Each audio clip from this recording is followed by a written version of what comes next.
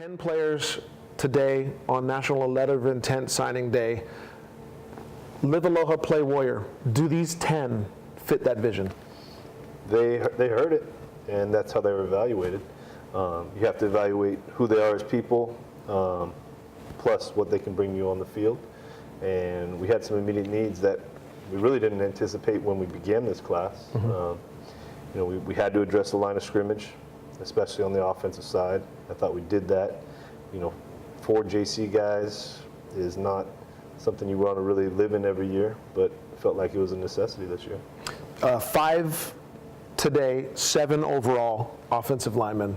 I think part of your needs is clear that you went after some of the guys in the trenches. Yeah, and we had to switch some positions to, were we thinking about another receiver, especially with which way we're talking about going with the offense. But we felt if we don't have an offensive line, we can't do anything. So very happy that we were able to secure the JC guys. And, we're not against the high school guys coming in and competing and playing either, because we think we got really talented young guys. Let's talk real quick about the JUCO players. 5 of the 10 of this class are junior college transfers.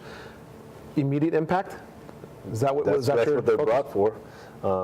In a perfect world, I think if you could redshirt them, I think you'll get more out of them. I'm not sure we're in that place on the offensive line right now, but I think the JC player can bring a hunger, can bring a kind of a desire because of what they'd had to go through to get here, and they bring some immediate leadership to this team. You added 2 more local kids with this class on National Letter of Intent Day. That's 6 altogether. All of them are all-stars. You feeling pretty good about your local boys? I'm feeling pretty good about Craig Stutzman, Jacob Yoro especially, because in the past couple of years we hadn't done a great job locally. And I remember those guys coming to me after last year's signing day and say this isn't happening again. And they deserve a lot of credit for their persistence, for their relationship building. It shows if you put some good effort into it and make that your emphasis, that we can get it done. You brought up coaches. Let's keep with the coaching theme. 5 new coaches, a lot of experience. Did they add to this? Did they help with recruiting? Oh, they help every day. They help every day with their experience with different situations, how to approach things. Really, they've helped me. If something comes up, boom, just control the controllables. Corey Batoon told me that today. It really is. It's a comforting feeling knowing the passion, the knowledge that these guys have brought in. Every one of them. Everyone from Coach Banker, Ricky Longo, Weber. These guys have been, just a couple weeks we've been together, I feel a real, pretty quickly we got settled into what our goals were. So, you've been through 3 signing periods, traditional signing periods, and 1 early signing period. I want to know your thoughts on the early signing period. I think it benefits us. I think instead of worrying about 17 or 18 guys that we signed in early period, we would have been a wreck. Who's coming in, who's trying to poach who. We had those guys in the boat. We can concentrate on the 10 or so that we were going at. I think the players, the recruits next year, may play it a little differently. I think you see some of the coaching changes. It makes it hard on these guys. They sign early, then maybe some of their coaches leave, or a new head coach. So I think there's going to be a lot of lessons, and I think the kids, the recruits of next year, will have a pretty good idea of how they want to play this thing. You had the 17 from the early signing, the 10 from the traditional signing today. I want to know your thoughts on the overall class. Very happy about the lines of scrimmage.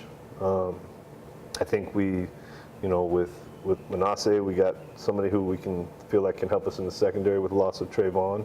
We're still very happy about the young guys we signed in the last two periods, or 2 years. The young DBs we got. We're excited about them coming in the spring. Felt like we needed to really get after the pass rush, with Jonah Welch or Matafa, or we signed Rittner, Thomas. We signed a bunch of guys we felt that could get to the passer. We felt really good about our linebacker core, not only this year but in the future, so that we kind of took a step back off of that, and didn't anticipate a transfer QB. So we got one left, so we're kind of just seeing what the needs are going to be. You had 27 overall recruits signed. Over half of that, 14 of them were in the offensive and defensive lines. Clearly that was a point of interest, a point of needed to make better. Yeah. You know, you look at last year, we're playing a bunch of 3-down fronts because we don't have enough defensive tackles. Yeah. You know, we were still able to redshirt a couple guys and bring in a guy mid-year in Blessman that we feel like can help us.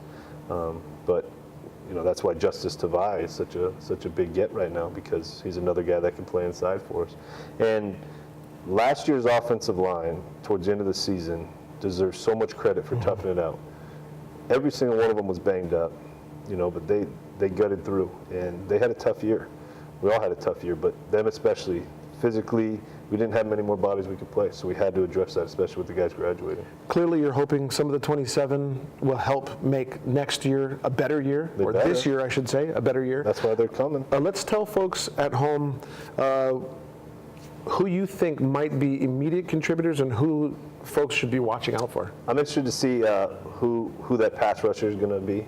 You know, probably a couple guys, but I know who people will really like in interviews. Derek Thomas is going to be a guy that when people meet him, you know, they're going to feel real comfortable and enjoy talking to him.